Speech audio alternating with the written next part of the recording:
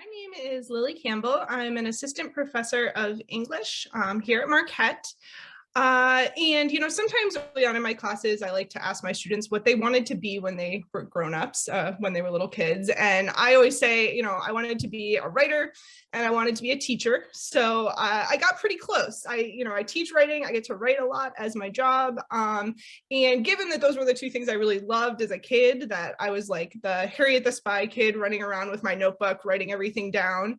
Not surprisingly, I decided to be an English major when I headed to college. And I was writing all my Milton papers, having a pretty good time, but also starting to feel like my heart wasn't really in it, that maybe, studying literature wasn't really the right path for me. And around that same time, I got recommended to start working at our writing center on campus. And that was really how I kind of found my niche, found my way into a field called rhetoric and composition. And that's the field that I work in now. So rhetoric and composition is a field that in part is interested in studying persuasion and communication in a lot of different kinds of writing. So sort of like in more traditional English studies, we close read a lot, but we're often close reading things like newspapers or speeches, more kind of public type texts. In my case, it's often a lot of scientific texts, and I'll talk a bit more about that in a minute. And composition because we study how to teach writing at the college level. And that, again, is kind of how I found my way in. I was working with students in the writing center who are learning to write papers all across the university, and that got me really excited and interested in this field. So I decided to go to graduate school to pursue rhetoric and composition. I was really lucky to get into the University of Washington and kind of headed off to Seattle. Now, my mom is a nurse, and most of my time growing up, she was getting her PhD in nursing. She was studying women's maternal health. And of course, nothing I was sort of interested seemed like it intersected with what she was doing in any way. But even towards the end of my undergraduate studies, I was starting to get really interested in rhetoric that was about kind of women's health and health-related topics. So I had done a senior project that looked at mental illness memoirs by women. I was doing another project looking at legal rhetorics around tranquilizer addiction in the 1960s, which was primarily focused on women. And those were kind of topics and ideas that I took with me as I headed into graduate school. So I got to graduate school, I was continuing to look at kind of rhetorics involved in women's health. I did a master's project looking at Our Bodies, Ourselves, which is a women's health pamphlet that started off from this kind of grassroots feminist collective and then became really widely distributed and still actually is published today by Simon & Schuster. But I was also starting to get a little bit kind of frustrated with that methodology, feeling like looking at these texts from a long time ago wasn't making the kinds of changes or impacts I wanted to be making, especially when, I was starting to teach first year writing at that point as part of my graduate program. And I was working with all of these health science and science students in my writing class, teaching them how to communicate. And so it was at that point that I sort of started shifting my attention towards focusing on science students. Luckily, my advisor at the time field work. So she was kind of taking methodologies from anthropology and doing ethnography-based rhetoric work. And that got me interested in and kind of aware of the possibility of actually going in and seeing how future health science students were learning how to practice communication. So I decided to kind of focus my dissertation on nursing simulations, and that is the topic I've kind of pursued since then. So I'll talk more about that, but that's sort of my story.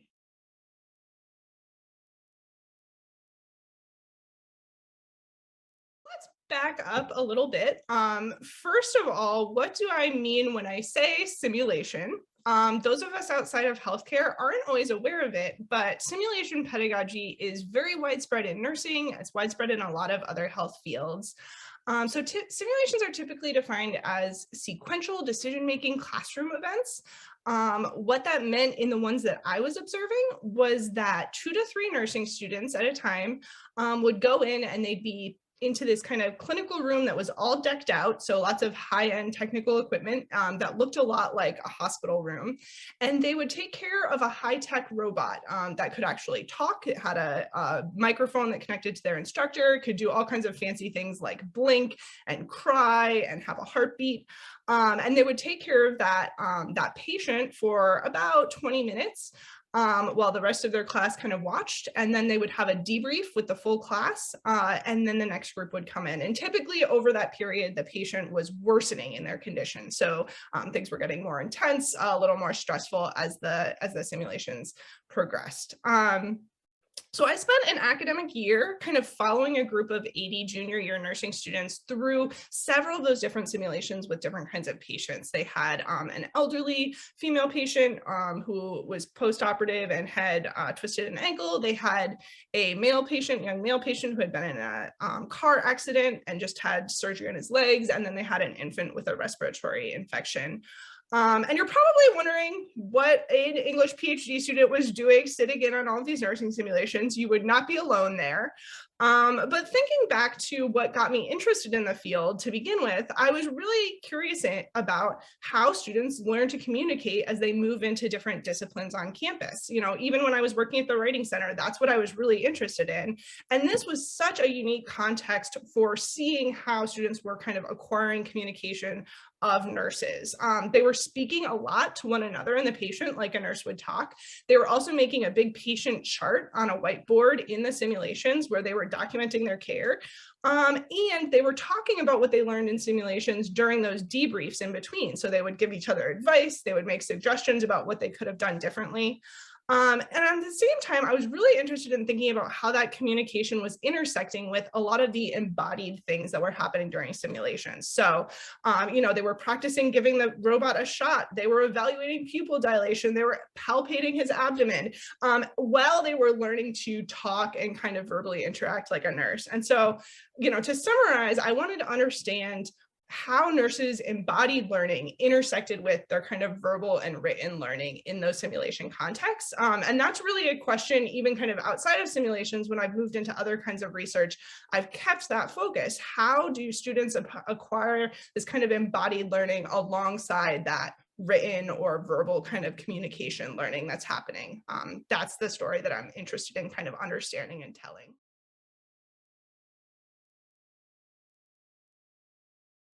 So I've written a lot about that kind of field work on simulations since I got out of graduate school. It's been the main thing I've been working on for the past kind of 5 years at Marquette. And what's kept me motivated is a couple of things. The first one is that not a lot of people in my field, in rhetoric and composition, and even people just outside of health education know about simulations. And so there's a lot to learn by kind of helping them see connections between things that happen in simulation pedagogy and things that might happen in their own classrooms. In a lot of ways, nursing simulations are a weird and unique context. I'm never going to get in writing for workplaces or writing for health and medicine embodied communication. But I still think that my findings from nursing simulations can heavily influence some of the things I do in my classroom. And my scholarship really tries to highlight those implications for other people too. So for example, this charting that I talked about that students were doing in those simulations, they had those big whiteboards. And it was really interesting because before each simulation, the group would actually decide together what kinds of categories they wanted to include on their whiteboard, how they were going to organize that information.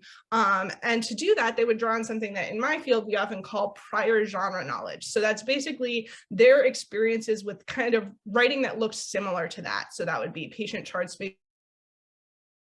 they would have read in their textbooks. And then they would get to see how their chart design actually worked in real time. Did the categories they put up there work? Did the way they organized information kind of limit important information? And they would get feedback on that during their group debrief as well. You know, maybe they forgot something because they didn't have a spot for it on their chart and one of their classmates would tell them about that. So this got me thinking a lot about what it would look like in my classrooms to actually give students an opportunity to design texts based on things that they know, and to experience how well those texts work in a really kind of embodied way, in a classroom way. And that can be something as simple as, asking them to come up with a kind of chart design for taking notes that day and seeing how that works, or much more complicated things over the course of, a group project, having them decide on ways that they're going to communicate as a group, and see how those sort of play out. So those are the connections I see for my own kind of work that really motivate me.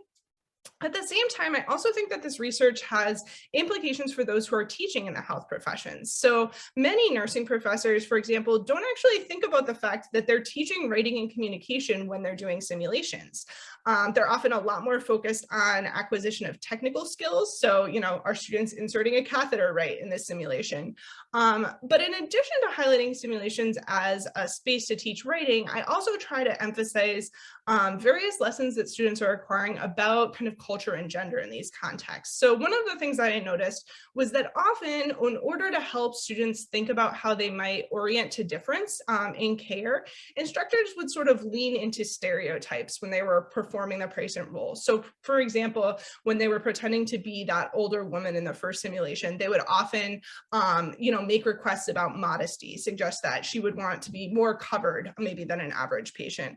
And I think those things are productive in some ways, right? Students need to figure out how they're going to alter their care for different kinds of patients and different kinds of needs. But they can be problematic when they start making us assume that every older woman is going to act in a particular kind of way. And so I've also in my research kind of proposed ways that we might use the debriefs after simulations to help students think more flexibly about difference, and to think kind of flexibly about how their patients might come into that clinical encounter that isn't relying so much on those stereotypes. So all of those things kind of speaking both to people in my own field about what we can learn from simulations, and speaking back to people in the health professions about simulation pedagogy, really keep me kind of motivated to do this work and to keep talking about this work as well.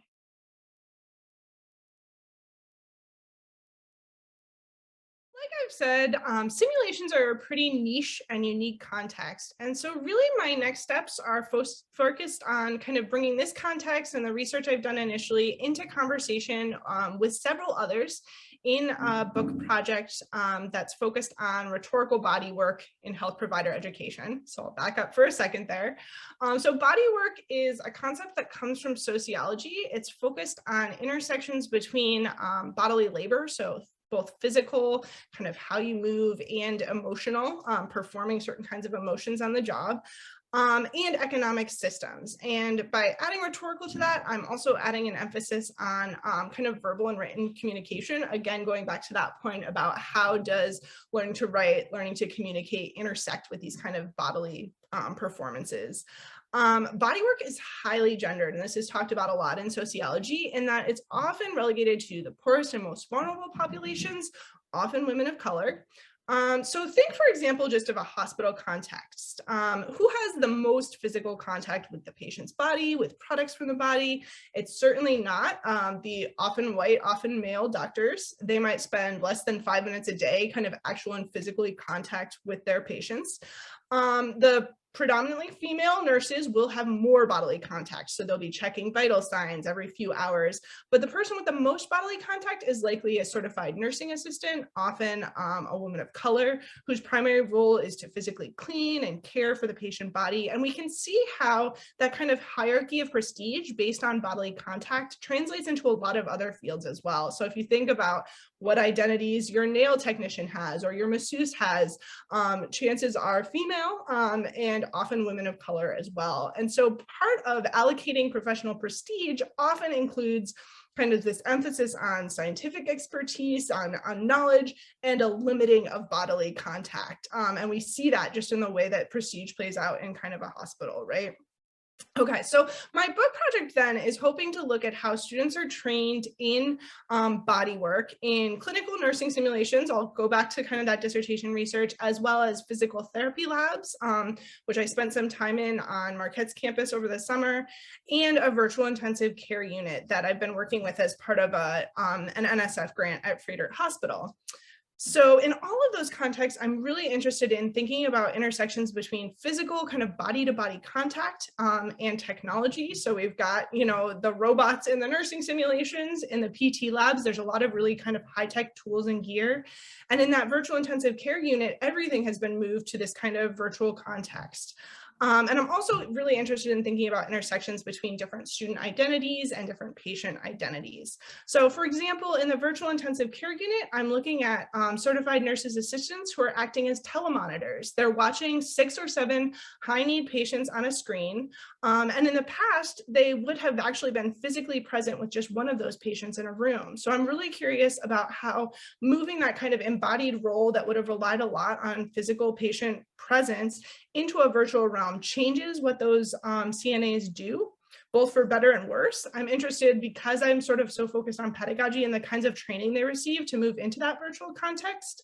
And I think all of those things have a lot to tell us about rhetorical bodywork, about how people kind of learn to perform identities in these fields in physical ways and in kind of verbal and written ways. For me, questions of gender are front and center in that research, because these are highly gendered fields and because gender intersects with bodywork in such important ways.